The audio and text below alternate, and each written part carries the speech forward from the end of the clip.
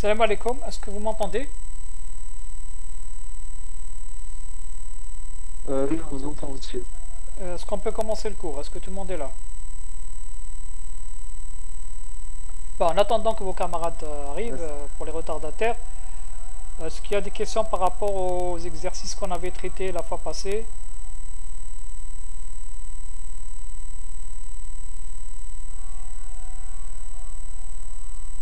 Est-ce que les exercices, les solutions sont claires? Oui, c'était facile l'exercice de la dernière fois. Ah, peut-être pour vous, j'espère que c'est le cas pour les autres, mais voilà, donc je demande au cas où. Donc s'il y avait des points que vous n'avez pas compris, donc on pourra revenir rapidement avant de terminer l'exercice qui était en suspens.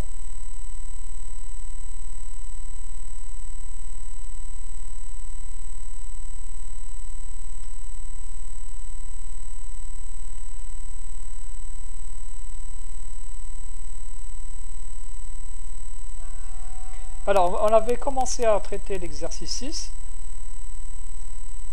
Donc, on avait donné la table de routage pour ce qui est de, il me semble, pour le côté statique. Et pour les flots, je crois qu'aussi qu'on avait traité la table de routage. Vous me confirmez?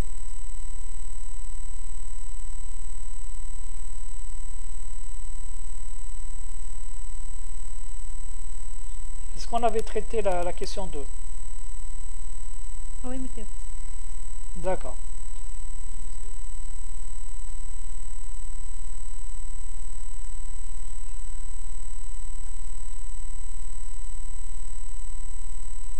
Alors, il restait, je crois, la question 3. On l'avait pas traité, la question 3. On a fait la question 3. On l'a faite. Je crois qu'on a terminé l'exercice.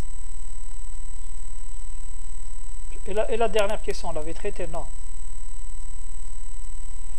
Dernière question, je ne pense pas qu'on l'a traitée.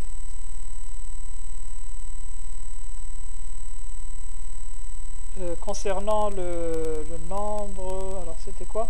Alors si la métrique désigne le débit en mégabits par seconde, donnez le temps de transfert d'un message de 5 mégabits envoyé de ST2 vers ST5 dans le cas d'une commutation par circuit. On négligera le temps de la phase d'établissement du circuit et on supposera que le temps de propagation du signal sur un segment est de 10,6 secondes. Je ne pense pas qu'on a traité cette question. Bon, bref, on va la faire, même si on l'a déjà fait. Donc là, on vous dit supposer un circuit allant de ST2 vers ST5. Donc le circuit optimal, c'est-à-dire lorsqu'il sera construit en utilisant le routage, il va passer par C1, toujours en considérant la maximisation de flot. Donc il va passer par C1. Alors il faut voir si c'est pas notre chemin. Ok, voilà, c'est ça. C1, C3, ST5. Il me semble que c'est le chemin optimal là. Avec un flot qui est égal à 4.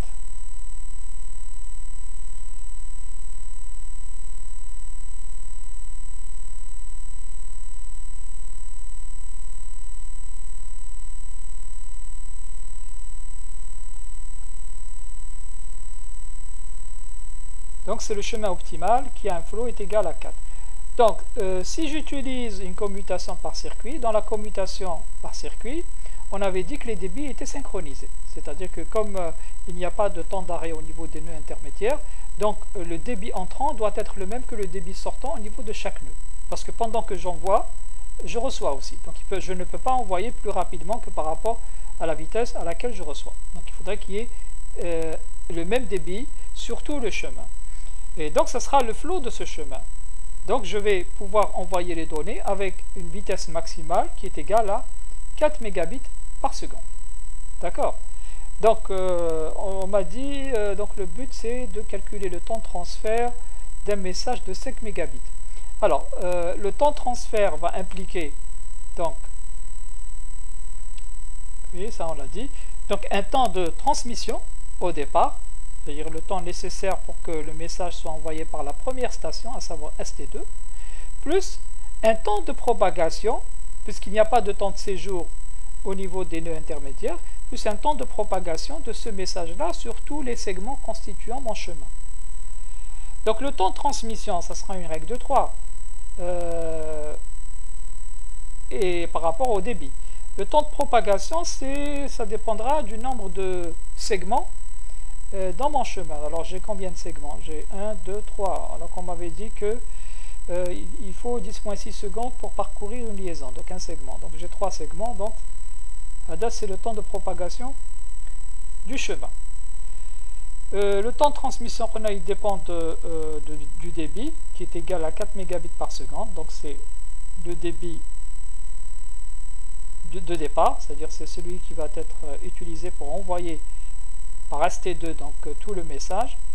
Donc la règle de 3, ça va être 5 sur 4, puisque j'ai 5 mégabits, c'est la taille du message, que je dois envoyer avec un débit égal à 4 mégabits qui est égal à 4 mégabits.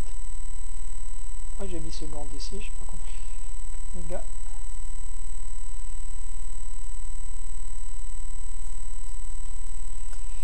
Donc le temps de transmission, ça va être 1,25 secondes. Donc ce sera la somme entre ces deux temps. Bien sûr, ADA il est quasiment négligeable. Le temps de propagation, si je le compare par rapport au temps de transmission, c'est un temps qui est infiniment petit en termes de grandeur. Donc le temps principal, ce sera le temps de, en tout cas dans le temps de transfert, ce sera le temps de transmission, qui est égal à 1,25 secondes. Parfois, c'est la somme de ces deux temps. Ok. Est-ce qu'il y a une question par rapport à cette solution? Est-ce que vous avez compris le principe?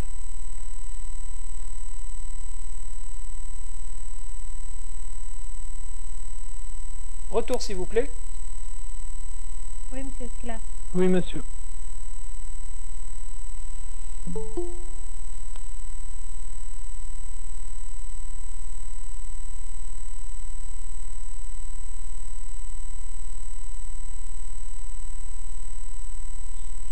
Alors, exercice 7, quasiment le même type d'exercice. Et bon, c'est la métrique qui va changer. Donc, on vous donne le réseau suivant avec une nouvelle métrique qui va être associée aux différentes liaisons constituant le réseau. Donc, la première question classique, donc donner l'étape de routage dans le cas d'un routage statique en nombre de sauts. Bon, on va le faire rapidement. Donc si vous êtes au niveau de C3, parce qu'on nous demande la table de C3 et C6, donc au niveau de C3, à l'envers ST1, donc il est où C3, donc c'est forcément, je passe par C1. Ah, j'ai C4, C1, j'ai deux chemins possibles. J'ai deux chemins possibles à 3 sauts. Soit par C1, soit par C4. Ensuite, vers ST2, c'est C1. Vers ST3, c'est C4. Vers ST4, c'est C4 aussi. Ou bien par C6. C'est des chemins à 2 sauts. ST5, donc c'est direct. ST6, c'est par C6. ST7, c'est par C6. Maintenant, la table de routage de C6. Donc, partant de C6 allant vers ST1. Donc, le chemin minimal en nombre de sauts, c'est celui qui passe par C4. Vers ST2, il passe par C3. ST3, il passe par C4 normalement. ST4, c'est direct. ST5, c'est 3. Et enfin, les deux derniers, c'est direct. Je crois que là, c'est clair. Hein, pas trop de réflexion à avoir. Maintenant, on va considérer la métrique. Et cette fois-ci, la métrique, elle va désigner la fiabilité. C'est quoi la fiabilité? C'est le taux d'erreur. C'est-à-dire c'est le pourcentage de paquets erronés par rapport au nombre de paquets émis. C'est-à-dire que lorsque vous lisez ici, on vous dit le chemin, fiabilité du chemin. Donc d'abord on commence par la fiabilité d'une liaison. Donc quand on vous dit par exemple 0,8, ça veut dire que 80% des paquets qui sont envoyés de C1 vers ST2 vont arriver sans erreur. Et 20% vont arriver avec des erreurs. Donc ça concerne cette liaison-là. si je considère cette liaison, ça veut dire que 50% des paquets vont arriver sans erreur et 50% avec des erreurs. Ok. Maintenant, la fiabilité d'un chemin. On vous dit la fiabilité du chemin C3, C6, ST6. Alors, C3, S6, ST6, ça va être le produit des fiabilités des liaisons, ce qui est logique. Ok. C'est-à-dire que dans le pire des cas, si je considère que 70% des paquets sont erronés NAIA, donc là, je dois considérer 20% des 70% des paquets qui ne sont pas porteurs d'erreur, c'est-à-dire sur la deuxième chemin, parce que c'est un chemin qui a son propre taux d'erreur, c'est son propre taux d'erreur. Donc on a les 70% des paquets qui vont arriver sans erreur.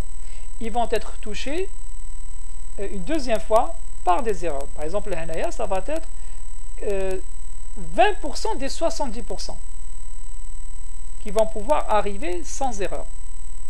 Et donc les 80% et les 70% sont erronés. Donc pour trouver la fiabilité du chemin, c'est le produit des fiabilités des liaisons qui constituent. C'est-à-dire que là, si je fais le produit, maintenant, partant de C3 jusqu'à ST6, il n'y a que 14% de messages ou de paquets qui vont arriver sans erreur. Et les 86% vont arriver avec des erreurs. Est-ce que c'est clair pour la fiabilité du chemin? Donc c'est le produit des fiabilités des liaisons qui constituent le chemin, et non pas la somme. D'ailleurs, la fiabilité est toujours un taux qui est compris entre 0 et 1. Donc vous ne pouvez pas faire la somme. C'est-à-dire qu'il faut toujours, c'est un pourcentage, c'est un taux. Donc il varie, la valeur est entre 0 et 1. Donc elle me donne quelque part le pourcentage de paquets qui arrivent sans erreur. Est-ce que c'est clair pour tout le monde? Ok, alors si c'est clair, on peut avancer dans l'exercice. Je ne sais pas si vous faites les probabilités en première année ou non. On les a faites au lycée. Donc vous connaissez la notion de probabilité. Donc ça, c'est comme si c'était une probabilité d'avoir une erreur. Donc la probabilité, lorsqu'elle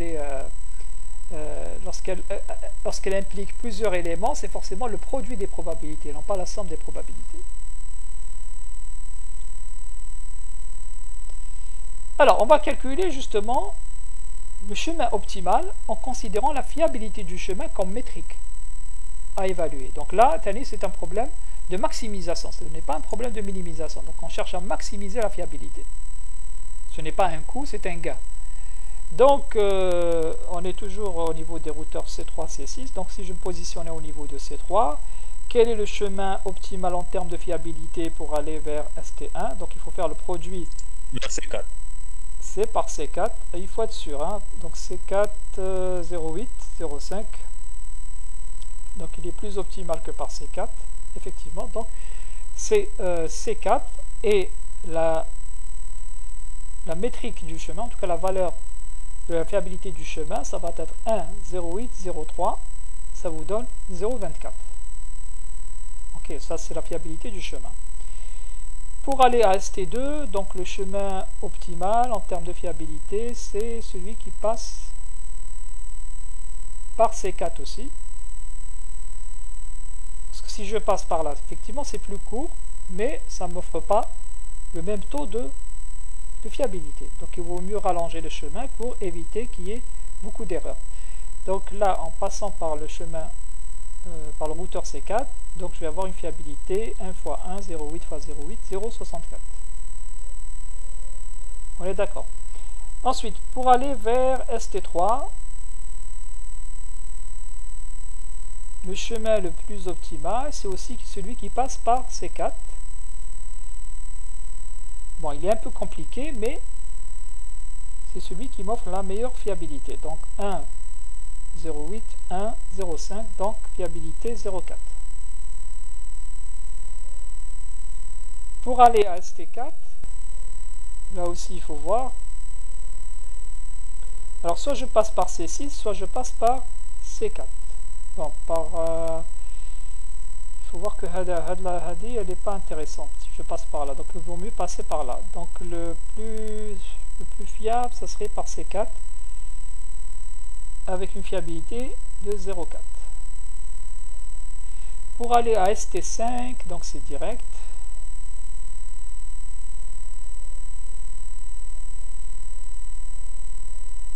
Avec une fiabilité... non, alors ça c'est ST5. Je sais pas pourquoi j'ai mis ST4. Avec une fiabilité qui est égale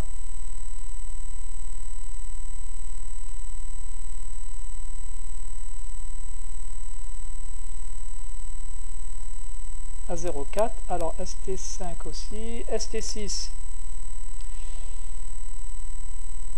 Le meilleur chemin, c'est celui qui passe par C4.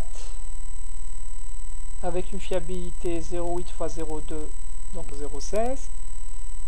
Et vers ST7, toujours par C4, avec une fiabilité de 0,6 x 0,8. Donc ça me donne 0,48 normalement. Est-ce que c'est bon pour la première table de routage? Oui, monsieur. Alors, on fait de même pour la table de C6. Donc, je me positionne au niveau du routeur C6 et je regarde quel est le chemin optimal pour aller vers ST1. Donc, soit par C3, soit par C4. Alors, par C3, ça va être moindre, donc peut-être passer par C4. Donc, par C4, donc, le chemin optimal a une fiabilité de 0,8 x 0,8 x 0,3. Ça me donne 0,19 comme fiabilité du chemin. Pour aller vers ST2, alors le chemin optimal, c'est celui qui passe aussi par C4, avec une fiabilité 0,8 x 0,8 x 0,8. Donc ça va me donner 0,51. Pour aller vers ST3, donc le chemin optimal, celui qui passe aussi par C4, avec une fiabilité qui est égale à 0,8 x 0,8 x 0,5, donc 0,32. Et pour ST4, donc le chemin optimal, c'est en rallongeant par C4, avec une fiabilité de 0,32. Vers ST5, chemin optimal, il passe par C4, avec une fiabilité de 0,8 x 0,4, donc 0,32. Et pour les deux derniers, donc c'est des chemins directs, avec des fiabilités respectives de 0,2 et 0,6. C'est bon? Est-ce que c'est clair? Ok, on avance alors. Question 3, on vous dit si on implémente un routage adaptatif, que deviendraient les tables de routage de la question 2 suite à une panne du nœud C4. Donc là, on va éliminer le nœud C4 comme on l'avait fait pour les exercices précédents et on recalcule le routage, toujours pour la maximisation de la fiabilité. Donc C3, ça va être un chemin alternatif puisque C4 n'est plus fonctionnel. Donc on va passer par C1, on n'a pas le choix, avec une fiabilité 0,5 x 0,3, 0,15. Pour ST2, donc ce sera le même chemin que tout à l'heure, avec une fiabilité 0,4, en passant par C1. ST3, donc je dois passer par C1, avec une fiabilité 0,25. ST4, là je passe par C6, avec une fiabilité 0,1 x 0,7, ça me donne 0,07. Passons par C6. Oui. ST5 direct 0,4.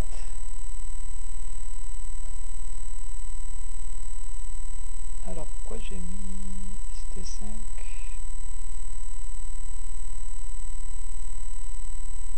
Pourquoi j'ai mis oui, 0,4, c'est direct. D'accord. ST6, c'est en passant par C6 avec une fiabilité 0,14 et le dernier toujours en passant par C6 avec une fiabilité 0,42. Ça c'est pour la table de C3. pour la table de C6, pour aller à ST1, donc on passe par C3 avec une fiabilité 0,7, 0,5, 0,3. Donc ça me donne 0,11. Pour ST2, toujours par C3 avec une fiabilité 0,7, 0,5, 0,8, ce qui me donne 0,28. ST3 par C3 avec une fiabilité, donc il produit de 0,7, 0,5, 0,5, ça me donne 0,18. ST4 ça sera direct avec 0,1 comme fiabilité.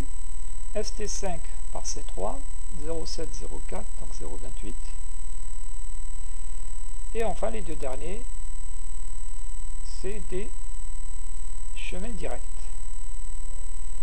Je pense que c'est clair, hein, si vous avez compris les questions précédentes, donc ça ne devrait pas poser de problème pour celle-là.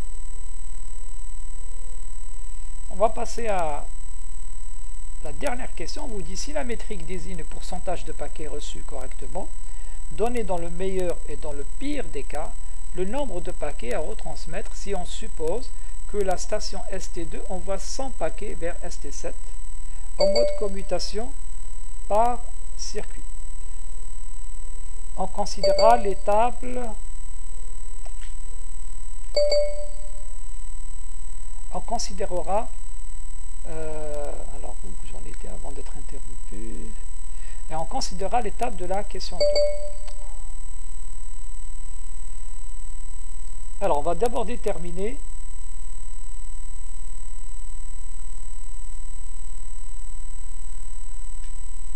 le chemin optimal allant de ST2 vers ST7.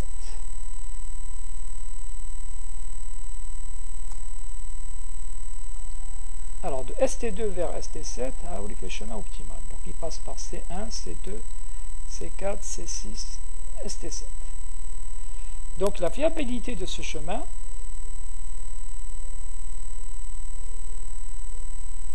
donc ça va être 0,8, 1, 0,8, 0,8, 0,6.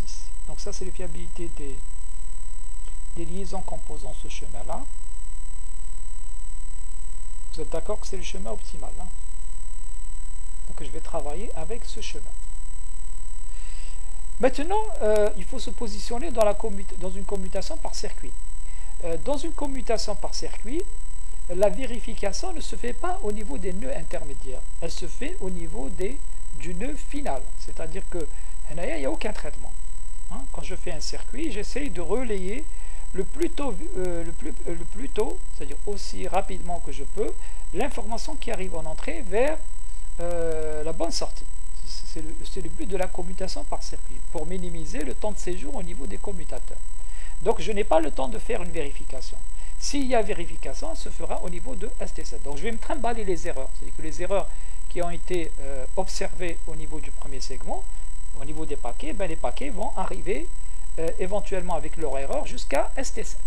Et c'est à ST7 de vérifier tous les paquets, les 100 paquets, pour voir quels sont ceux qui sont erronés et ceux qui ne sont pas erronés. Donc là, il pourra demander une retransmission des paquets qui sont entachés d'erreurs.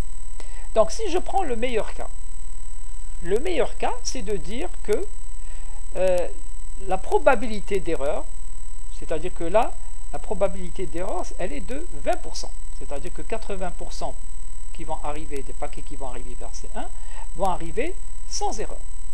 Et 20 paquets vont arriver avec des erreurs. Donc 80 paquets sans erreur et 20 paquets avec des erreurs. Sur le deuxième tronçon, je vais envoyer le tout.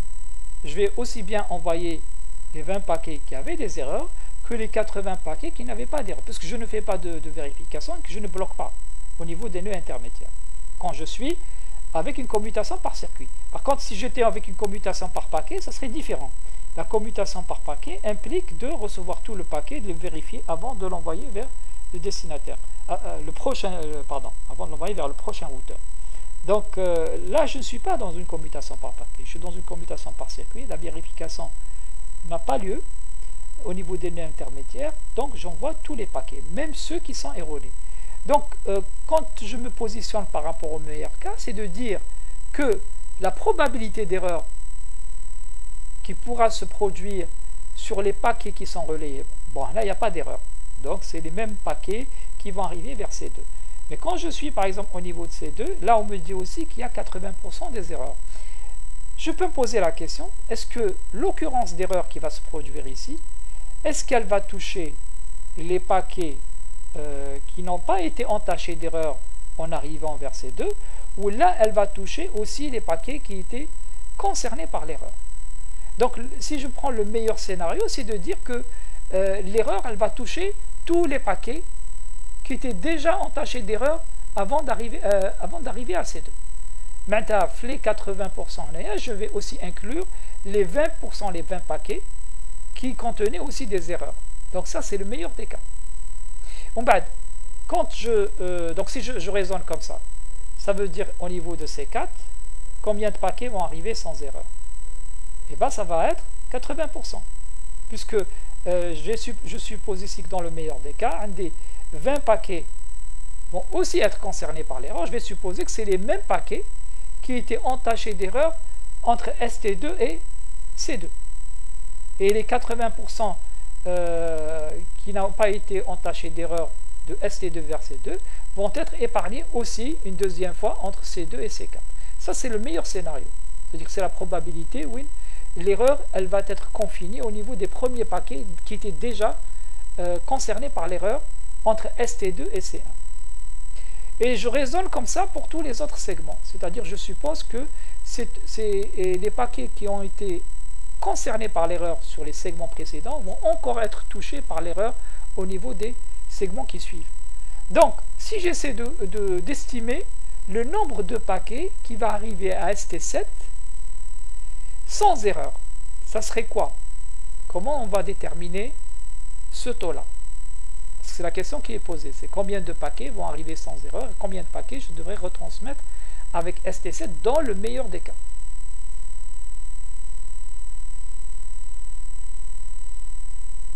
C'est à vous. Monsieur, on multiplie les pourcentages à 0,8 fois 1 fois 0,8 fois 0,8 fois 0,6, on va de règle de 3. Justement, c'est ce que je viens de te dire. C'est-à-dire, si tu prends le meilleur des cas, ce ne serait pas une multiplication.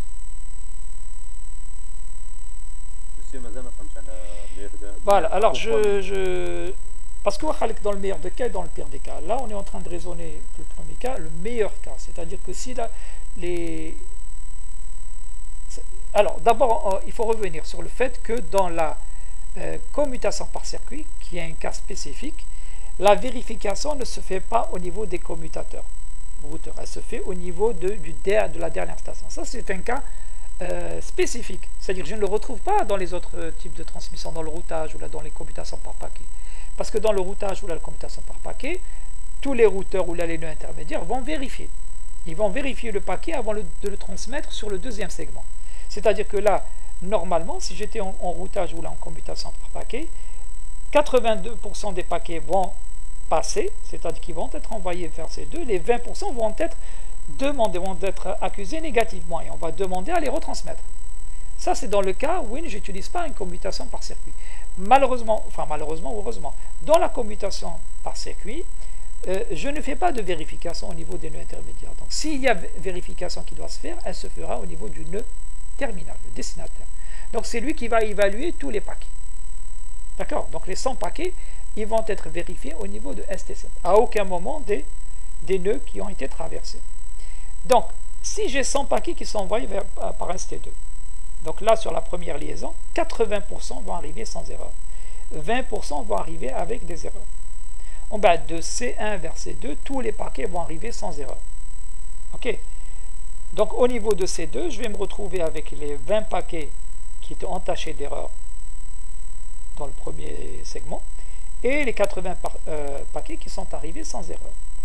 Donc, on me dit aussi que là, c'est 80% des paquets, c'est-à-dire des 100 paquets qui sont arrivés ici, qui vont être aussi concernés qui ne seront pas concernés par l'erreur. Et 20% seront concernés par l'erreur. Donc, tout dépend, donc les questions que je me pose ici, tout dépend d'où les 20 paquets qui vont être concernés par l'erreur. C'est lesquels? Est-ce qu'ils font partie des 80% qui sont reçus sans erreur ou là des 20 paquets qui ont été déjà erronés, qui contenaient des erreurs, en traversant suite à la traversée du segment entre ST2 et C1. Donc si c'est les mêmes paquets, c'est-à-dire si c'est les mêmes paquets qui étaient erronés, donc au niveau de C4, je vais me retrouver avec 80% de paquets, ou la 80 paquets qui sont arrivés à erreur, et 20 paquets qui ont subi une double erreur, c'est-à-dire une erreur entre ST2 et C1, et une erreur entre C2 et C4. Bon, une erreur, ça ne change pas, une double erreur, la triple erreur, de toute façon, le paquet va être accusé négativement, quel que soit le nombre d'erreurs. Vous avez compris jusqu'à là? Oui, monsieur. Donc ça, c'est le meilleur des Oui, cas. monsieur. Ça, c'est le meilleur des cas. Ben, je raisonne de la même manière, c'est-à-dire entre C4 et C6.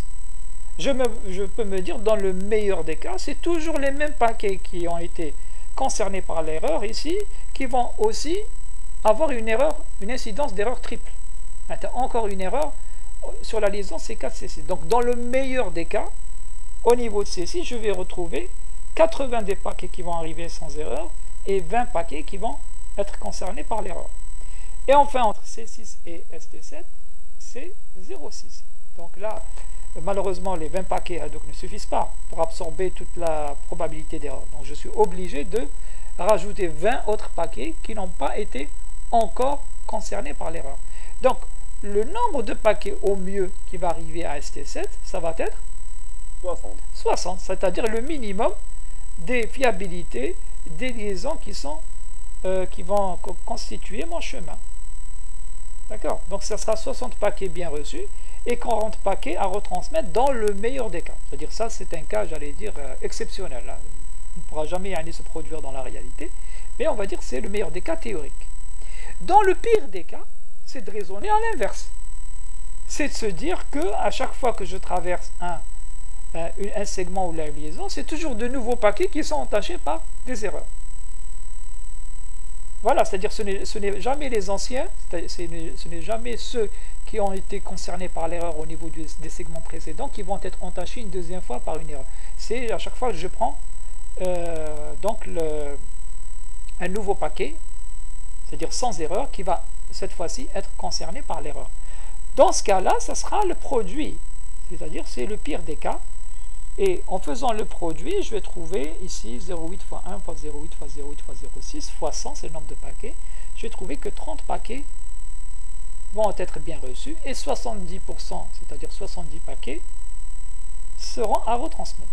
Donc la vérité sera entre les deux. C'est-à-dire dans le cas concret, si j'utilise une commutation par circuit, le taux d'erreur, ça va être compris entre 60 et 30. C'est-à-dire ça c'est le pire des cas. Ça, c'est le meilleur des cas. Mais il vaut mieux raisonner toujours par rapport au pire des cas. Parce que là, vous connaissez la limite. Hein? Ça peut être mieux, mais vous dites, voilà, ça ne peut pas être inférieur à 30 paquets par 100 envoyés. OK. Donc là, vous connaissez quelque part votre borne de fiabilité qui vous servira quelque part d'étalon sur lequel vous pouvez savoir est-ce que votre chemin il est fiable et à quelle proportion il est fiable. Est-ce que c'est clair par rapport au pire des cas et au meilleur des cas? Oui, monsieur. Alors, maintenant, si on devait raisonner par rapport à la commutation par paquet, si je devais faire un routage ou la raisonner que c'est-à-dire que les paquets vont être vérifiés au niveau des nœuds intermédiaires, là, il est clair que les paquets ne seront pas transmis. C'est-à-dire que les 20 paquets qui vont arriver au niveau de C1 ne vont jamais être relayés sur le segment C1, C2. Maintenant, je vais les bloquer. Je vais demander à retransmettre au niveau de ST2. D'accord? Donc, en fait, quand il n'y a pas de pire ou de meilleur cas, il y a un seul cas. Il y a un seul cas, c'est-à-dire que vous allez obtenir toujours le minimum. Non, vous allez avoir ce cas-là, c'est-à-dire le cas. C'est 30 paquets bien reçus. Il y a un seul cas, il n'y a ni pire ni meilleur. Dans le cas où on utilise une commutation par paquet. Parce qu'à l'arrivée, vous allez faire ici 0,8, donc ça sera 80% qui seront relayés sur le deuxième segment. En bas, c'est 80 des 80%, c'est-à-dire 64 paquets qui vont arriver au niveau de C4. En bas, ça sera 80% des 64 paquets, ça va vous donner, je ne sais pas, il faut multiplier 0,8 par 0,64 pour voir ce que ça vous donne. Et enfin, à la fin, ça sera les 0,6 des, justement ce qui est arrivé là. Et là, vous allez retomber sur les 30 paquets. Donc, c'est le produit des fiabilités. Donc, il y a un seul cas possible si je considérais, par exemple, une commutation par paquet ou une commutation par message. Donc, c'est-à-dire où la vérification se ferait au niveau de tous les nœuds intermédiaires. Parce que les nœuds intermédiaires, dans ce cas-là, vont bloquer. Ils ne vont pas laisser passer les paquets erronés. Ils vont demander à ce qu'ils soient retransmis par le dernier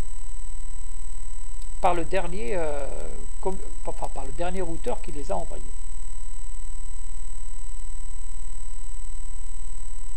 Et donc la question peut-être elle sera reformulée, c'est quel est le nombre de paquets qui va arriver au niveau de ST7 sans retransmission. C'est ça. Ce serait ça la question qui devrait être posée dans le cas où j'utiliserai une commutation par paquet ou là une commutation par message. Donc j'aurai 30 paquets qui vont arriver sans qu'ils aient été retransmis et 70 paquets qui pourront être arrivés par la suite, qui pourront être acheminés vers ST, mais après avoir été retransmis une ou plusieurs fois. Tout dépend du nombre d'erreurs qui s'est produit tout au long de leur cheminement. Est-ce que c'est clair pour ce raisonnement?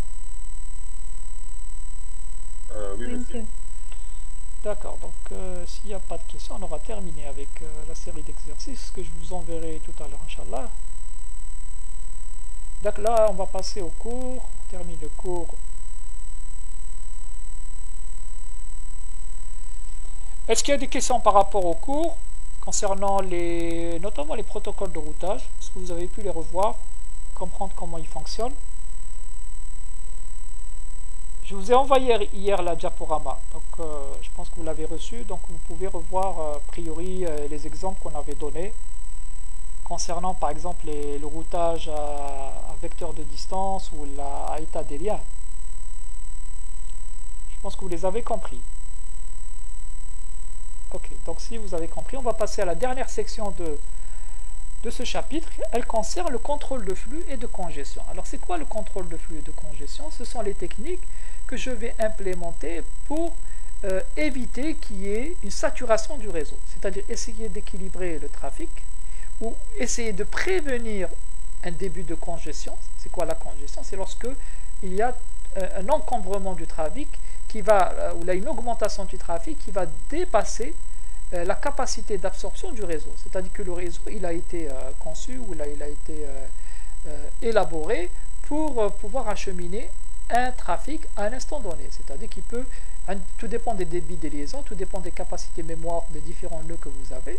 Si j'essaie d'augmenter donc le trafic indéfiniment, à un certain moment, le réseau ne pourra plus répondre parce que les capacités qu'il détient ne pourront pas répondre à ce que vous lui faites subir. Donc vous allez avoir des pannes en cascade, c'est-à-dire qu'il suffit qu'il y ait un routeur qui tombe en panne et pour que les autres suivent. Parce que à chaque fois qu'il y a une panne au niveau d'un routeur, forcément le trafic sera relayé sur les autres routeurs et donc là, je vais encore saturer les autres routeurs et ainsi de suite. Donc je vais avoir un effet boule de neige, donc une panne qui va provoquer d'autres pannes jusqu'à que tout le réseau va être complètement à l'arrêt. Et là, il faudrait que les routeurs suppriment ou là se débarrassent de toutes les données qui sont à leur niveau et peut-être qu'il faut redémarrer le routeur pour qu'on puisse justement refonctionner le réseau à nouveau.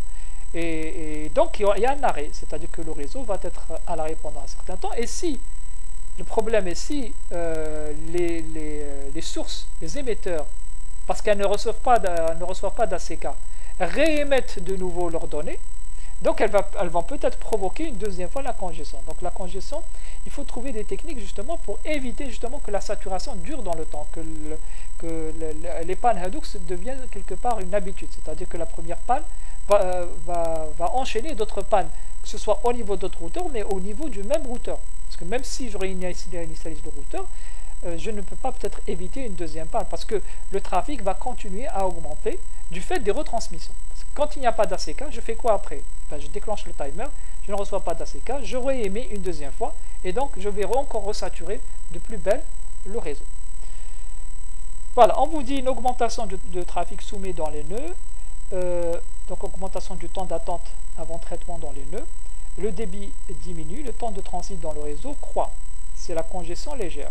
Donc normalement, dès que je constate une congestion légère, je devrais intervenir, parce que Hadi, elle va aller forcément vers la congestion sévère. Alors, c'est quoi la congestion sévère? On vous dit, lors d'une congestion légère, l'acquittement des paquets est fait hors délai. Ok, c'est-à-dire que si l'ACK n'arrive pas à temps vers la source, que va faire la source? Elle va croire que soit l'ACK a été perdu, ou là que le paquet TAHA a été perdu. Donc elle va réémettre en duplication, donc elle va émettre une duplication de ces paquets vers les destinataires qui peut-être ont déjà reçu les paquets et qui les ont acquittés. Mais c'est le fait que les ACK prennent beaucoup de temps pour arriver vers la source que moi, donc je vais surpasser avec le timer que j'avais enclenché, et donc je suis obligé de réémettre donc mes paquets. Donc tout dépend, hein. Si vous faites par exemple, vous avez envoyé une séquence de cette trame ou là de 7 paquets et que vous n'avez pas encore reçu la CK pour ces 7 paquets, vous devez réémettre une deuxième fois les 7 paquets. Et donc c'est une duplication, c'est une charge supplémentaire sur le réseau.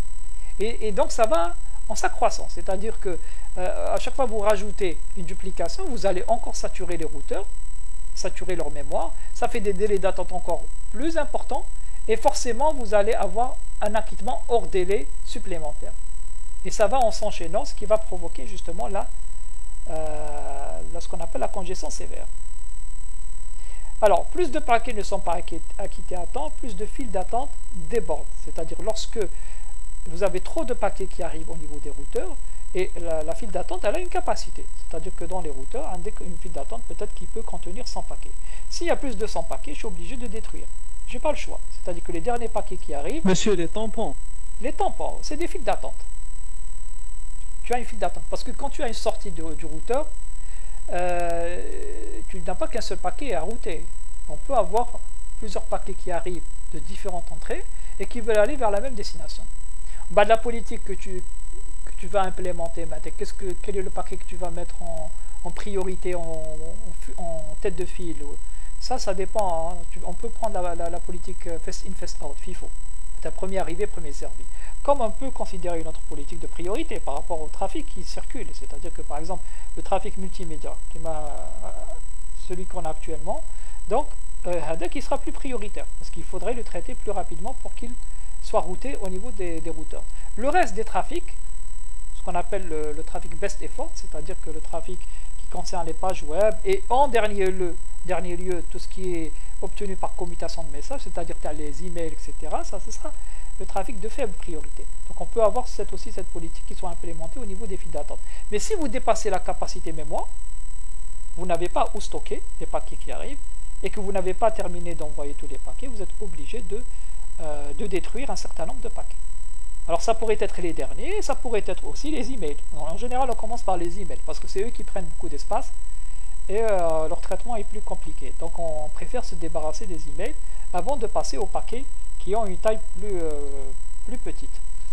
Donc voilà, donc ça c'est la première, en général c'est la première solution à faire lorsque justement il y a un début de congestion sévère. Alors on vous dit, en présence d'une surcharge du réseau, les mécanismes de reprise sur erreur des protocoles ont tendance à réagir ensemble. Voilà, c'est-à-dire même si vous vous débarrassez des paquets, vous n'empêchez pas les sources de réémettre.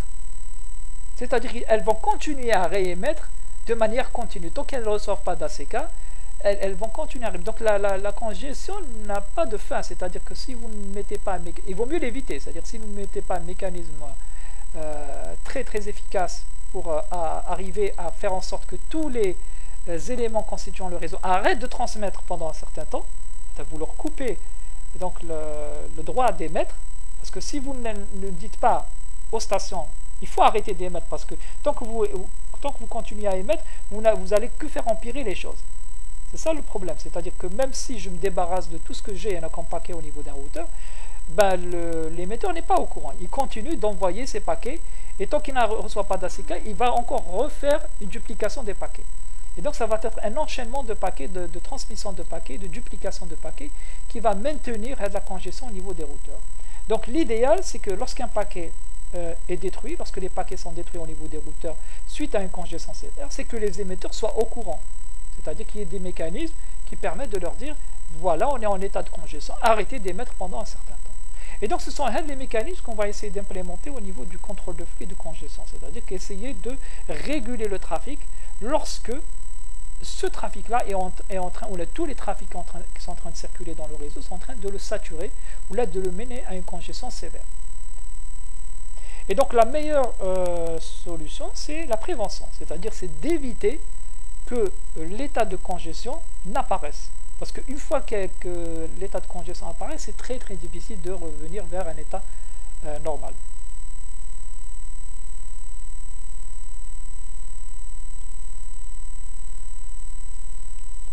Alors, c'est quoi ces mécanismes? Donc, on vous dit la congestion résulte d'un trafic à écouler supérieur aux capacités du réseau. La solution la plus simple pour se prémunir contre celle-ci consiste à ne pas admettre dans le réseau plus de trafic que celui-ci est capable d'assimiler. Plusieurs solutions sont envisageables. C'est comme si vous avez un parking de voitures. Voilà, donc normalement, vous devez donner un jeton. C'est-à-dire que 1 litre dans un parking, il ne devrait pas normalement rentrer s'il n'y a pas de place où garer. Bon, ce n'est pas le cas chez nous. Il y a et tu tournes à l'intérieur jusqu'à ce que tu trouves de la place. Et normalement, à chaque fois qu'une voiture sort, elle remet le jeton. Et donc, c'est ce qui me permet de dire est-ce que mon parking il est plein ou là.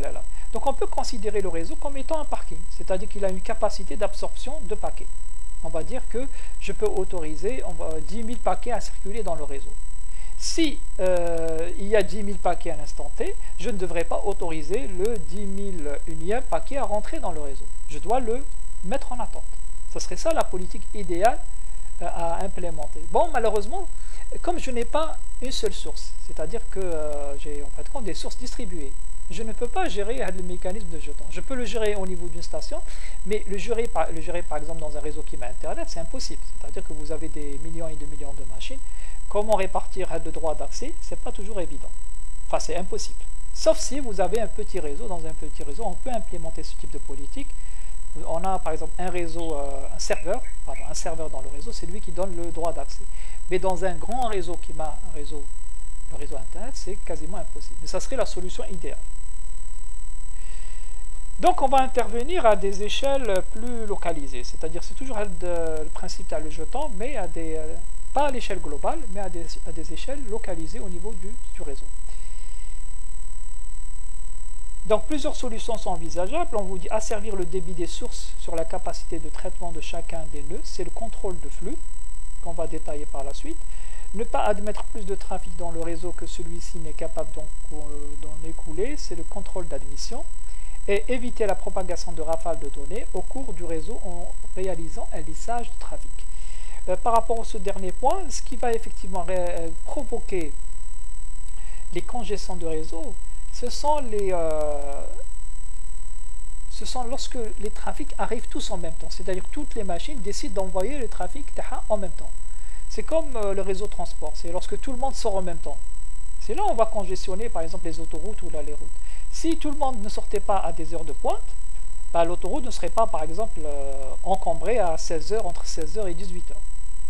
Alors qu'elle serait vide par exemple à partir de 20h jusqu'à 5h du matin. D'accord. Donc si on essaie par exemple de réguler le trafic pour qu'il ne vienne pas d'un coup, c'est pour ça que quand vous allez, on revient toujours par rapport au réseau de transport de véhicules, parce que c'est quasiment le même principe que dans le réseau informatique. Pourquoi on met des barrages? Par exemple, on met des barrages de vérification. Ce n'est pas forcément pour vérifier, c'est pour éviter qu'il y ait un encombrement dans les villes. C'est-à-dire à l'entrée des villes, on met toujours des barrages, par exemple d'entrée, pour justement réguler le trafic, pour que le trafic n'arrive pas d'un coup. C'est-à-dire que si vous êtes à 8h du matin, vous avez tout le trafic qui vient par exemple de Boomerdes, de Blida, etc., toutes ces voitures rentrées sans qu'il y ait d'arrêt, qui limiterait justement cette quantité de trafic supplémentaire qui va encombrer. Et là, toutes les routes seraient saturées. Donc on essaie de mettre quelque part en tampon. C'est comme si c'était un buffer pour retarder le trafic entrant vers la ville. Et donc ça permet de réguler le trafic. Et c'est ce qu'on va faire même dans le réseau informatique. C'est-à-dire qu'on va trouver des grands routeurs à l'entrée du réseau qui vont permettre de tamponner le trafic, c'est-à-dire de le mettre en attente et de le réguler à une vitesse que le réseau pourra supporter. C'est-à-dire au lieu d'avoir par exemple un trafic à 10 mégas entrant, je vais le mettre en attente, mais pour le mettre en attente, il faut avoir des mémoires à une capacité très grande pour pouvoir absorber tout le trafic avec pendant un certain temps, on va le réguler à un débit inférieur. C'est-à-dire, je peux recevoir par exemple des débits à 10 mégas, mais dans le réseau, je vais envoyer avec des petits débits, c'est-à-dire à 1 méga, pour que les routeurs qui vont constituer le réseau ne vont pas être saturés par justement le trafic important qui est en entrée. Donc c'est ce qu'on appelle le lissage de trafic, qui est réalisé par certains routeurs, pas tous les routeurs, mais c'est les routeurs qui, si vous voulez, d'entrée, c'est-à-dire c'est ceux qui reçoivent le gros trafic à l'intérieur du réseau.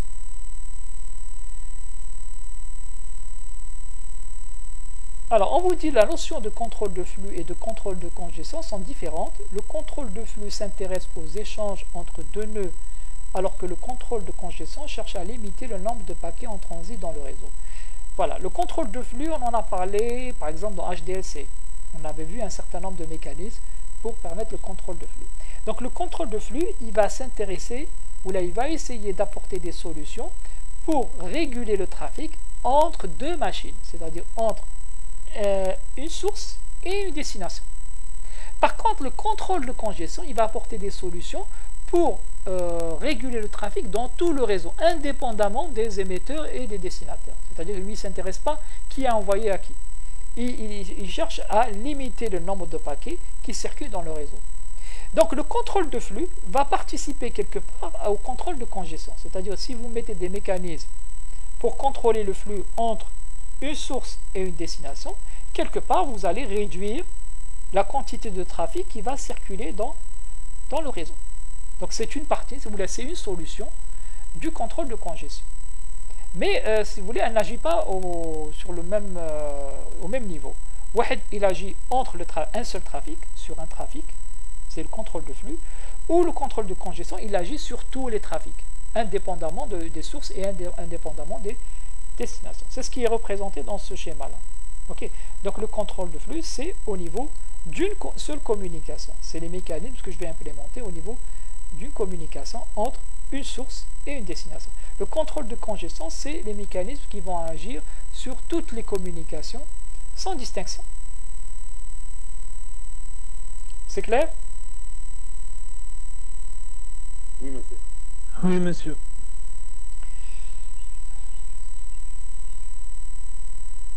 Voilà. Alors le contrôle de flux, on vous dit, consiste à gérer les paquets pour qu'ils transitent le plus rapidement possible entre l'émetteur et le récepteur.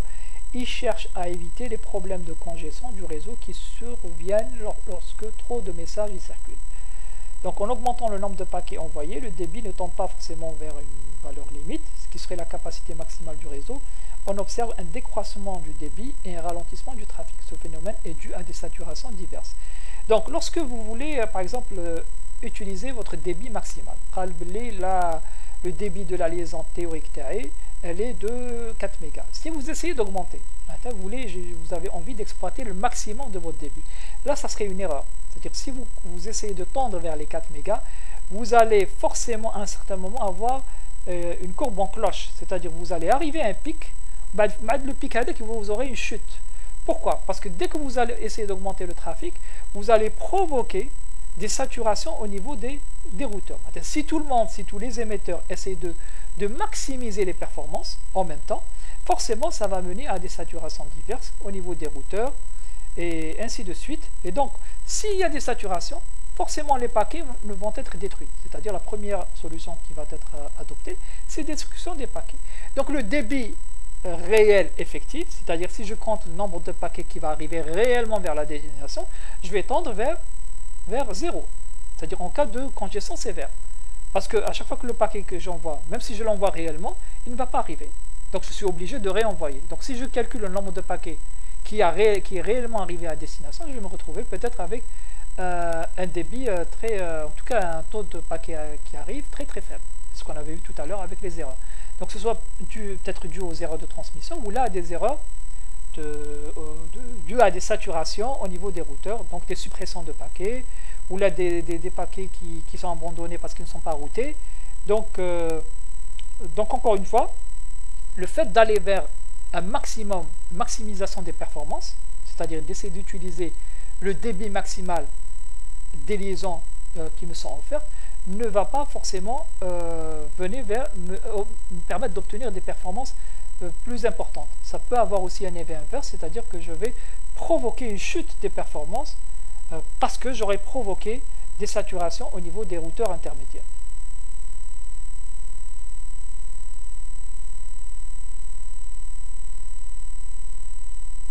Donc ce sont les raisons qu'on avait expliquées tout à l'heure.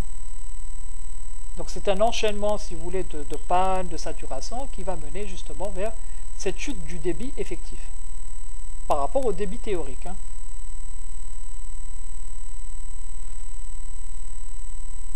Alors pour le contrôle de flux, il y a eu pas mal de méthodes qui ont été définies. Rappelons que le contrôle de flux, c'est les mécanismes qui permettent justement de gérer la communication entre un émetteur et un destinataire. Donc c'est un seul trafic qui est géré. Il y a une technique qu'on appelle le contrôle par crédit d'émission. On avait vu presque la même chose avec HDLC. Donc on vous dit pour un nœud donné, seuls ces paquets sont autorisés à être envoyés. C'est-à-dire chaque machine a un crédit, un nombre de jetons si vous voulez. Si elle veut envoyer un paquet, elle doit avoir un jeton.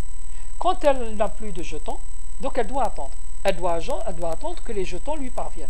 On peut caractériser la notion de jeton par la séquence. C'est-à-dire j'envoie un paquet. Et enfin, lorsque le paquet va arriver à destination, j'ai un ACK positif. Si j'ai un ACK positif, c'est-à-dire que j'ai repris quelque part les jetons que j'avais consommés pour envoyer ces paquets. Donc j'ai un nombre de paquets que je peux envoyer en séquence. Tant que je n'ai pas reçu d'ACK, je ne peux pas envoyer de paquets supplémentaires. Donc quelque part, c'est un contrôle du nombre de paquets qui sont autorisés à circuler dans le réseau. Pour un trafic donné, pour un trafic qui est identifié entre une machine émettrice et un destinataire. Et on avait vu ça avec HDLC, c'est-à-dire que c'était le crédit, la notion de crédit. Mais bien qu'HDLC c'était différent, et j'expliquerai par la suite où se situe la différence, ça c'est un crédit d'émission, c'est-à-dire que le crédit, il est fixé par la station émettrice, c'est-à-dire c'est elle qui décide du nombre de paquets qu'elle peut envoyer. D'accord? Donc, on vous dit le contrôle de flux est dit implicite, c'est-à-dire le contrôle par crédit d'émission est dit implicite, quand le crédit est prédéterminé, c'est-à-dire qu'il reste constant et il ne change pas.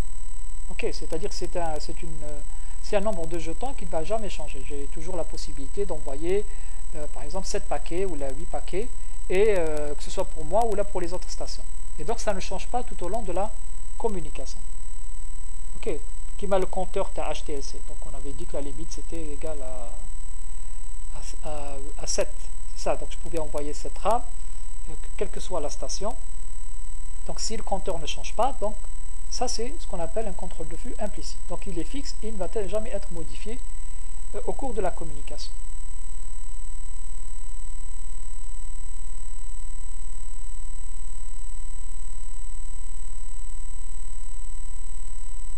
Alors les défauts de ce type de contrôle par crédit d'émission, on vous dit pas de garantie pour le récepteur, que le récepteur pourra toujours recevoir les blocs du crédit. Oui, ça c'est clair, il faut que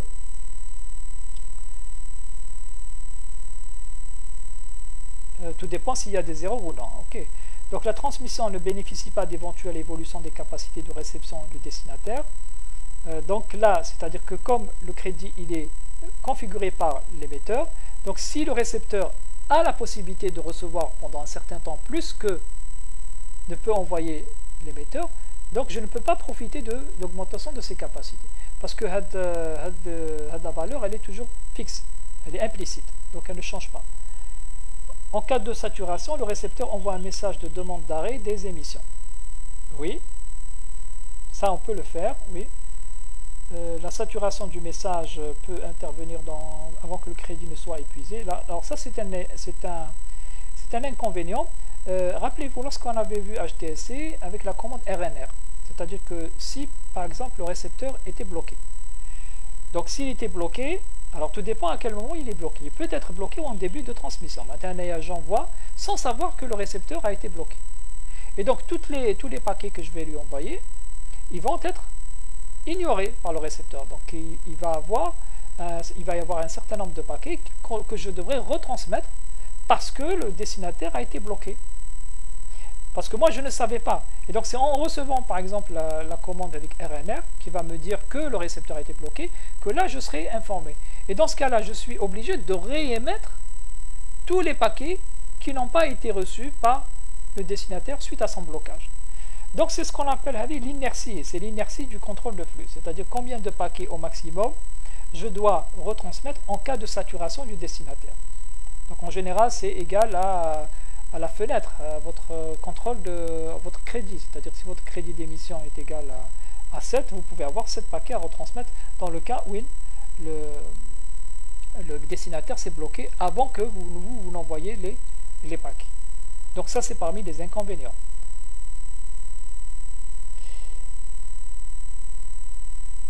Donc là, on a un schéma qui explicite le crédit d'émission. Donc là, on vous dit le crédit est fixé à 3. Donc vous voyez que la station, elle envoie 3 trams. Elle ne peut pas envoyer la suite. Donc elle doit attendre le retour de la CK pour pouvoir envoyer la suite. Alors, aussi, je peux retarder. C'est-à-dire qu'on avait vu que, par exemple, dans HDSC, on pouvait retarder justement l'envoi vers la CK pour gagner encore du temps. C'est-à-dire que si moi, je suis quelque part saturé, je commence à sentir une certaine saturation, je ne veux pas recevoir de nouvelles trames, je peux retarder, bien sûr pas au-delà d'un certain temps, mais je peux retarder l'envoi de la CK pour que justement l'émetteur ne m'envoie pas de nouvelles trames. Donc il y a plusieurs mécanismes. Il y a le mécanisme du crédit, mais aussi le mécanisme des temporisateurs qui peut être aussi implémenté au niveau du destinataire pour justement retarder l'envoi de la CK et prévenir ainsi une saturation à son niveau. Alors on va dire que le contrôle de flux est dit explicite lorsque le crédit peut changer en cours de communication. C'est-à-dire que je peux commencer, là vous voyez, au départ le crédit est égal à 2.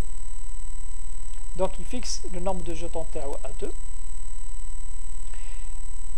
Une fois que bon, c'est Hada qui fixe ça, donc c'est le récepteur. J'ai peut-être, oui. Donc là on a augmenté, on avait dit 3. On est passé à 3. Donc là, il peut envoyer 3 trames de suite. Lorsque je vais accuser, je lui dis, là je passe à 1. Je peux recevoir 1. Donc là, j'ai diminué le crédit TAE. Donc je peux par la suite peut-être augmenter.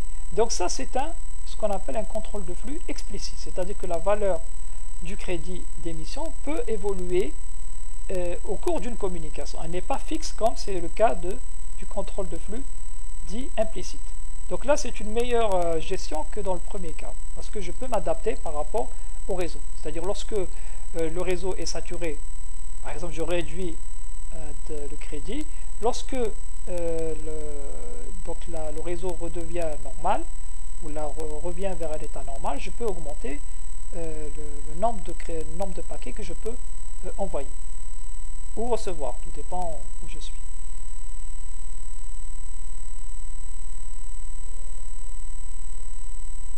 Est-ce qu'il y a des questions par rapport à ça? Non, monsieur.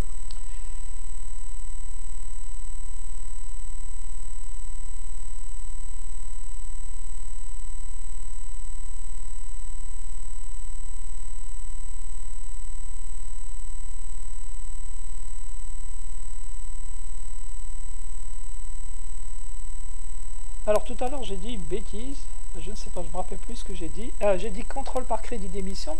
J'ai dit que c'était fixé par l'émetteur. Non, alors c'est fixé par le récepteur. C'est pour ça que ça m'a un peu troublé ici. Donc c'est le récepteur qui fixe le crédit d'émission. C'est-à-dire qu'il va fixer le nombre de paquets qu'il reçoit. Parce qu'il y a une autre technique, oui, c'est l'inverse.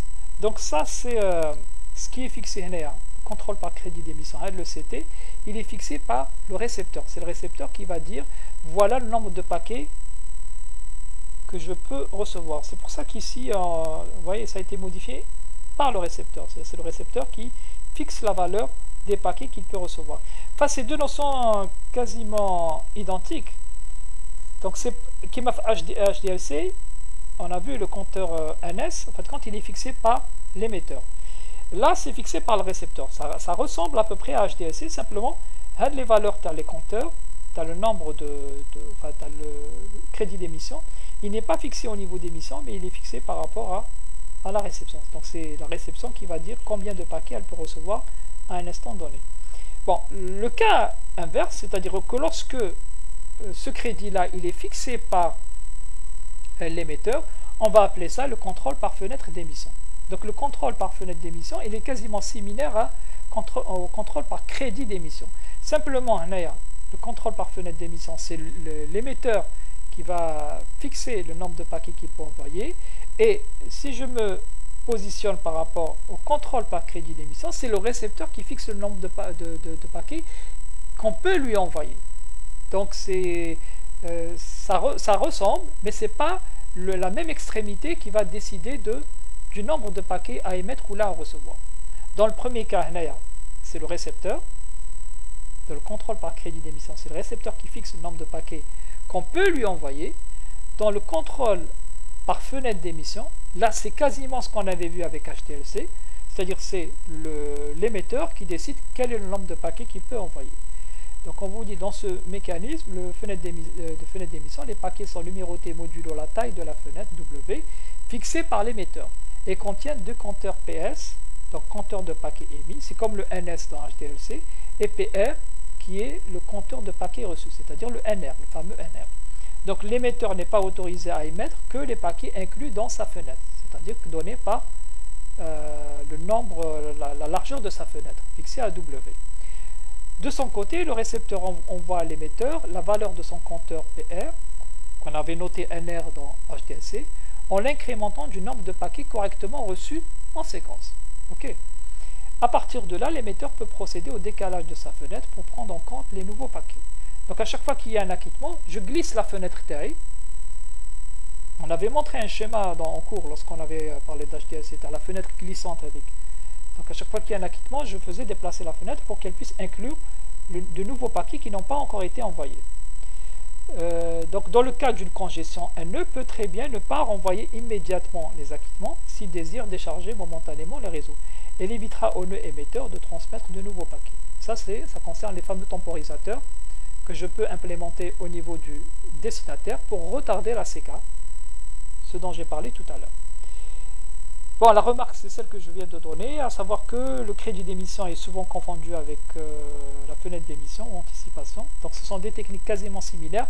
La seule différence, c'est que dans le crédit d'émission, donc c'est le récepteur qui fixe le nombre de paquets qu'il peut recevoir de la part de l'émetteur. Et dans le contrôle par fenêtre d'émission, c'est l'émetteur qui fixe le nombre de paquets qu'il peut envoyer vers le destinataire. Mais sinon, ça reste quasiment le même mécanisme qu'on implémente. C'est similaire à ce qu'on avait vu avec HTLC, c'est-à-dire les techniques de contrôle de flux. C'est-à-dire à la fin, dans le pire des cas, c'est RNR, c'est-à-dire j'arrête complètement, ou là je demande à l'émetteur d'envoyer donc la transmission des paquets momentanément jusqu'à que ma mémoire se désature. Donc on peut considérer ces mécanismes-là qui sont implémentés tout au long d'un chemin pour réguler le trafic qui est échangé. Bon, ça c'est pour le contrôle de flux. Il y a aussi le contrôle de congestion par contrôle d'admission. Donc si je dois contrôler tous les flux, c'est-à-dire tout le trafic d'un réseau, la solution, ça serait de n'admettre qu'un nombre de paquets qui soit versé au niveau du réseau par chaque communication. C'est-à-dire qu'il faudrait que je ne permette pas plus de trafic que ne puisse tolérer le réseau. Donc parmi les techniques qui est utilisées, c'est ce qu'on appelle le contrat de service, ou SLA, Service Level Agreement, donc qui va fournir, si vous voulez, une entente de départ entre l'émetteur et le réseau. Donc ça consiste en quoi?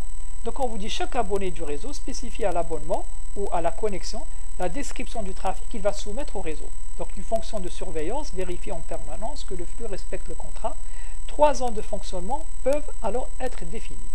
Donc lorsque vous avez une application qui veut envoyer un trafic dans le réseau, on va lui dire ok, normalement ton application elle a besoin de 1 mégabit, on s'entend par exemple pour lui donner 1 mégabit pour transmettre ces données. Ça, c'est le débit qui a été donné par les routeurs, ou là, si j'utilise par exemple une commutation par circuit. Si je constate en cours de route que l'émetteur HADA, il a dépassé la limite, c'est-à-dire que 1 méga, ouais, il veut envoyer plus. Là, je vais marquer l'excédent. Je peux tolérer, par exemple, qu'il m'envoie jusqu'à 2 mégas. De 1 méga jusqu'à 2 mégas. De 1 méga qui est garanti, dès que je vais la transmettre, je vais lui garantir de rentrer dans le réseau. Je vais lui garantir peut-être un excédent qui ne dépasse pas 2 mégas, un deuxième mégaoctet qui sera si vous voulez excédentaire, que je vais tolérer. Mais par exemple, je lui dis au-delà de 2 mégas, si tu m'envoies plus de 2 mégas, je vais automatiquement supprimer. C'est-à-dire, je ne t'autorise pas d'envoyer au-delà de 2 mégas. Donc 1 méga, il est garanti. Le deuxième méga, il est toléré. Le troisième méga, il est interdit. C'est-à-dire que tous les paquets au-delà du deuxième méga vont être supprimés. Maintenant, comment reconnaître justement les paquets, le trafic garanti et le paquet du trafic non toléré et ceux qui vont être interdits? C'est par exemple dans l'entête du paquet, je vais mettre un bit. Vous avez une information qui permet de taguer les paquets à quel trafic ils appartiennent. Par exemple, s'ils appartiennent au trafic garanti, je vais mettre un bit, je vais mettre 0 pour dire que c'est un trafic toléré. Si par exemple c'est un trafic excédentaire, je vais mettre le bit avec à 1 pour reconnaître les paquets qui dépassent la borne qui a été. Si le trafic a dépassé quasiment, donc je ne le laisse même pas passer, c'est-à-dire que je le détruis par le premier routeur. C'est que le premier routeur auquel est connecté la machine, s'il voit les paquets dépassent carrément les 2 mégas, je donne des mégas comme exemple, donc s'il dépasse la borne le trafic toléré, donc je vais supprimer tout ce qui est excédentaire. Maintenant, pourquoi c'est intéressant? Parce que si par exemple à un certain moment une congestion est installée, j'ai un début de congestion, que vont faire les routeurs? Ils vont commencer par détruire tous les trafics excédentaires qui étaient tolérés. C'est-à-dire que si je commence à voir dans les paquets qu'il y a un début de saturation des mémoires, je ne vais pas m'attaquer au trafic garanti. Je vais le traiter. Je vais commencer à éliminer tout le trafic excédentaire, c'est-à-dire celui qui a été tagué avec une information comme quoi c'est un trafic excédentaire. Donc je vais commencer par ce type de trafic qui normalement n'est pas garanti, c'est-à-dire que je ne l'ai pas garanti, je l'ai toléré, je l'ai supporté dans le réseau parce que je n'avais pas encore de congestion. Mais si je constate qu'il y a un début de congestion, je vais commencer par ce trafic-là à le supprimer.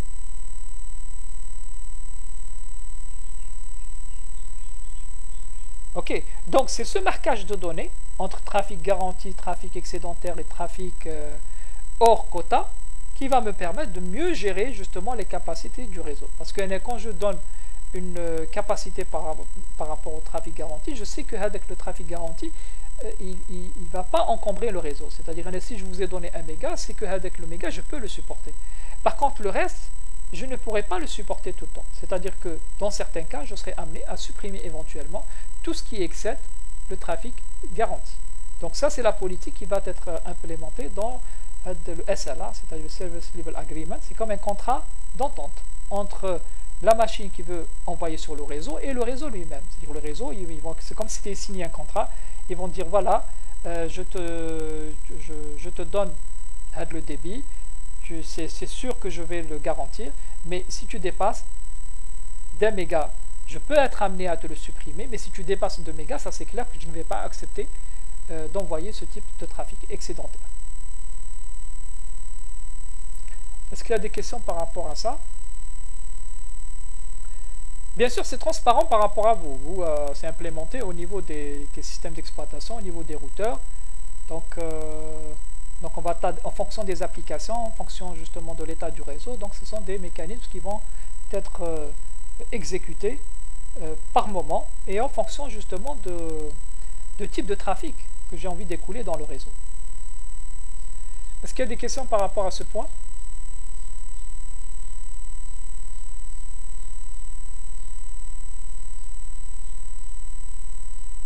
plaît, j'ai besoin d'avoir un retour. Parce que s'il n'y a rien, je croirais que vous êtes déconnecté ou que le son ne vous parvient pas. Ça m'éviterait de revenir à chaque fois à vous.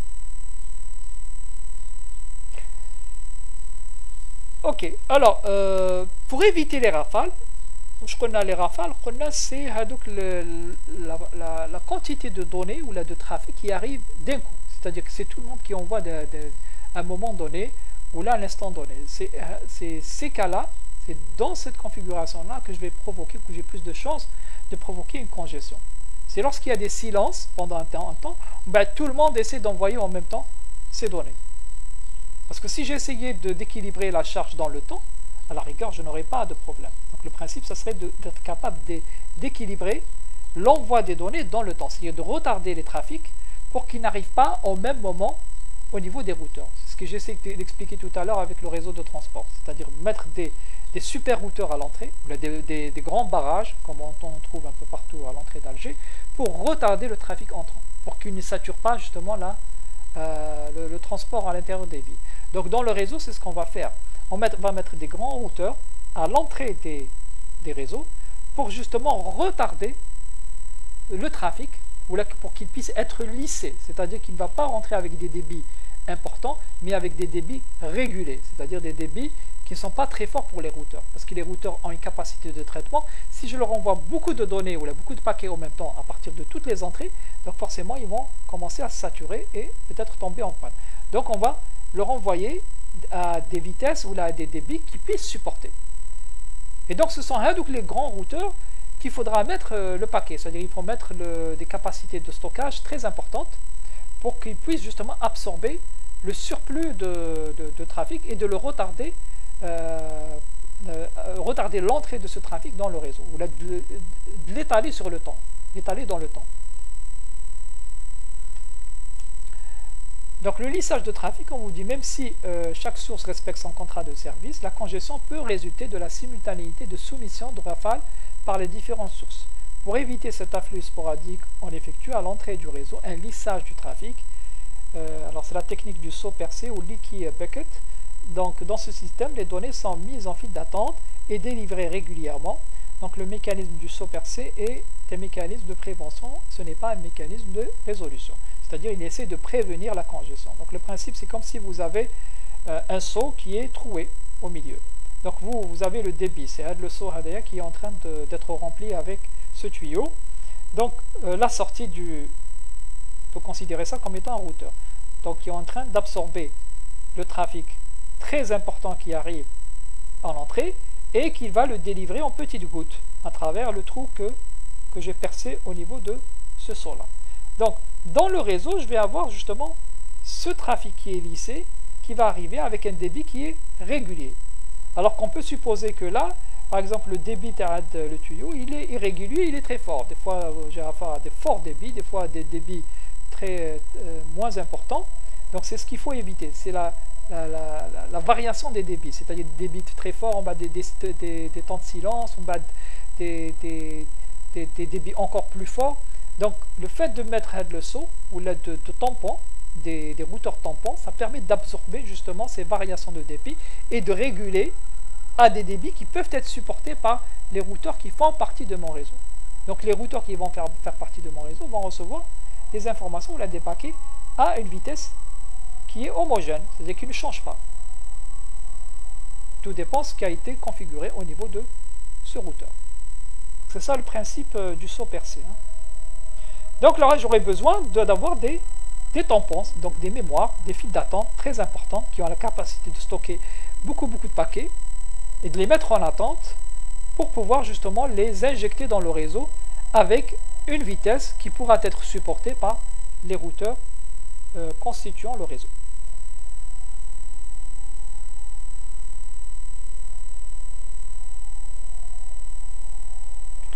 Alors parmi les exemples de réseau, on a les flame relay, c'est ce qu'on avait vu par exemple avec un PLS notamment. Donc on utilise aussi cette technique de contrôle de congestion. Donc dans le flame relay, on a deux niveaux par exemple de trafic. On a le trafic qui est garanti et on a le trafic qui est toléré, ce qu'on a expliqué tout à l'heure. Et on rajoute aussi donc le mécanisme de contrôle de congestion avec l'histoire tu as le saut percé.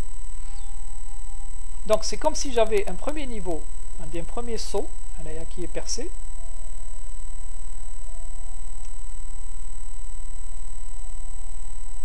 Qui est troué, donc il laisse passer le trafic garanti. C'est-à-dire que là, j'ai une capacité de stockage ici. C'est-à-dire que là, au niveau des routeurs, je laisse passer un certain trafic. Dès que je dépasse la capacité du saut, je vais déborder sur un deuxième saut. Hada, il va implémenter quelque part le trafic toléré. Ok. Alors le deuxième saut, il est aussi troué. Donc il permet de faire passer un certain débit du trafic toléré. Si je dépasse la capacité de le trafic toléré, donc je vais supprimer tout ce qui est excédentaire. Donc j'ai deux niveaux de trafic. J'ai le trafic garanti, c'est ce qui va circuler dans le premier saut, dans la première file d'attente, avec un certain débit. Si ça dépasse, donc ça va être reversé, c'est-à-dire que je vais le taguer avec donc un certain drapeau pour dire que c'est un trafic toléré. Donc il va être reversé dans une deuxième file d'attente. Et donc il va être régulé avec un débit de sortie différent. Et si je dépasse encore la limite, donc ça c'est non autorisé, donc je dois supprimer tous les paquets excédentaires. Donc c'est ce qui est implémenté dans le frame relay. Donc c'est les techniques le tagage de trafic plus le lissage de trafic au niveau du trafic garanti et au niveau du trafic toléré.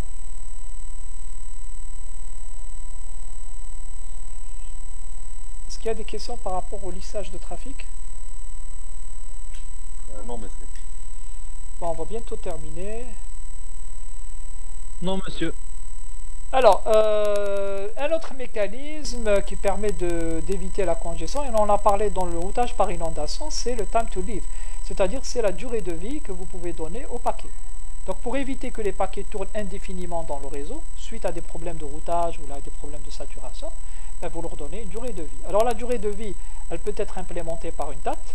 Par exemple, à l'instant où je créais le paquet, je lui dis il a par exemple 2 minutes ou 3 minutes pour arriver à la destination. Et donc c'est l'horloge de création qui va jouer le rôle de référence. Bon, cette technique a été abandonnée. Pourquoi? Parce que quand on est dans un système distribué, c'est-à-dire où les horloges ne sont pas forcément synchronisées, c'est très difficile de pouvoir avoir un référent temporel. Donc on préfère implémenter ce qu'on appelle le nombre de sauts. C'est-à-dire une horloge qui va quelque part simuler justement le temps de vie en calculant le nombre de sauts traversés. Donc le TTL va représenter pour un paquet le nombre de sauts que doit traverser le paquet avant d'être détruit. Donc s'il tourne indéfiniment dans le réseau sans arriver à la destination, donc au bout d'un certain temps, il va être détruit par le dernier routeur qui va constater que le TTL-TAO est égal à 0.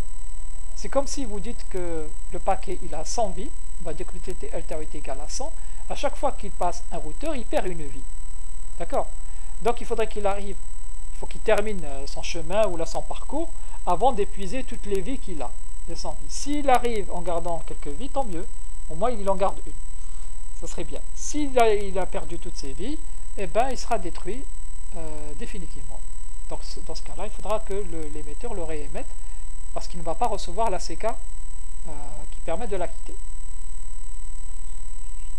Alors ce mécanisme est utilisé partout, hein, donc c'est ce qui permet de se débarrasser de tous les paquets qui sont en train de tourner sans arriver à leur destination.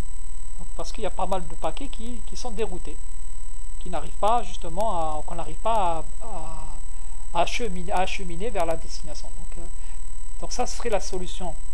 C'est la solution qui permet justement de s'en débarrasser et d'éviter qu'ils ne saturent de manière continue les routeurs.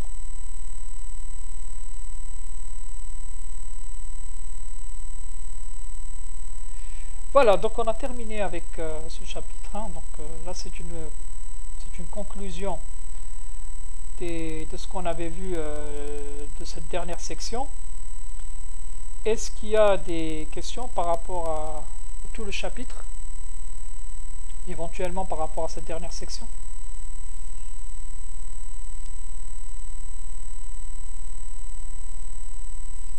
Retour s'il vous plaît.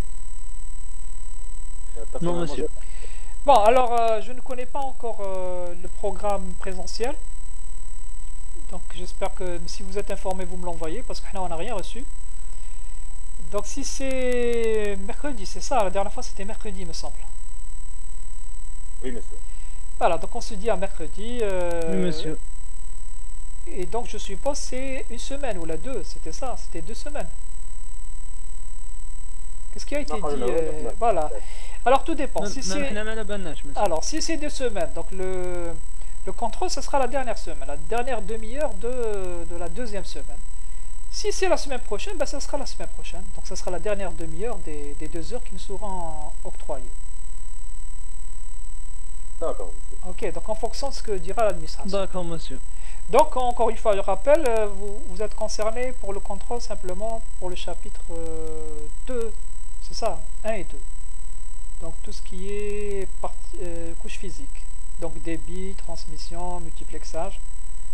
Donc c'est ce qui va être, ce qui va concerner justement le contrôle. C'est clair? Oui, monsieur. Ok, Oui, monsieur, c'est ce qu'il a. à la semaine prochaine, Inch'Allah. Inch'Allah, monsieur. Merci. Merci, monsieur.